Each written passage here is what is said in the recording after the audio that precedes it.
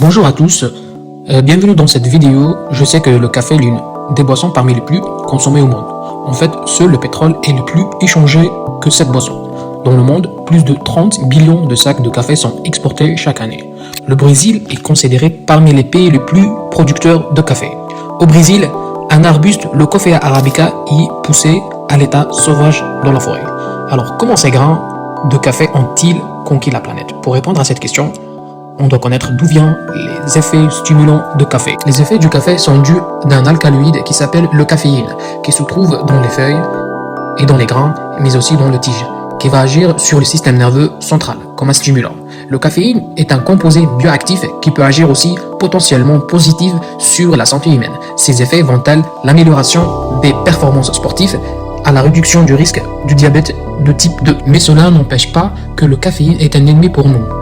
La bioactivité de la caféine nous a conduit à l'éliminer. Premièrement, soit pour produire des boissons sans caféine, et deuxièmement, soit pour dégrader le caféine environnemental. C'est parce que c'est un agent polluant. Dans les deux cas, ce processus il s'appelle la décaféination. On sait tout le monde que les bactéries sont des organismes vivants, assez simples, manifestant les caractéristiques de la vie telles que la structure, la fonction et la reproduction. On peut les trouver partout.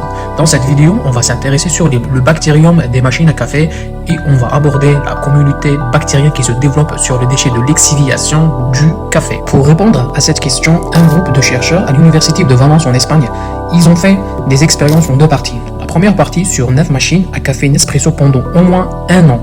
Les résultats de séquençage à haut débit et les analyses des impliquants du gène de l'ARN-R16S de toutes les machines sont révélés une diversité bactérienne significative. Les analyses montrent pendant les 11 à 13 premiers jours le pontoir sont les premiers colonisateurs qui ont été remplacés par d'autres taxons par la suite tels que les entérobactéries après 5 à 6 jours.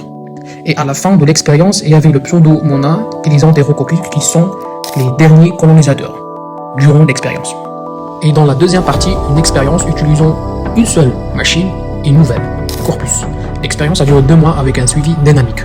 Après cette expérience, les scientifiques ils ont trouvé une succession des bactéries comme le montre cette photo. Les résultats des deux expériences, ils ont poussé les chercheurs à faire des efforts pour comprendre la relation entre les bactéries identifiées. Par la suite, ils ont trouvé que cette distribution des bactéries dans le temps n'est pas aléatoire. La plupart des taxons identifiés ont été déjà trouvés dans des environnements naturels différents, liés au café. Dernièrement, le microscope électronique à balayage MEB montre une série dynamique avec une biomasse microbienne qui augmente au long de l'analyse, ce qui confirme les résultats précédents. Pour conclure, la présence de ces genres bactériens différentes et peut-être pathogènes nous oblige fortement à la nécessité d'un entretien de récipient à capsule de ces machines avec des produits bactériostatiques, mais aussi la présence de ces bactériums peut ouvrir des portes dans la biotechnologie.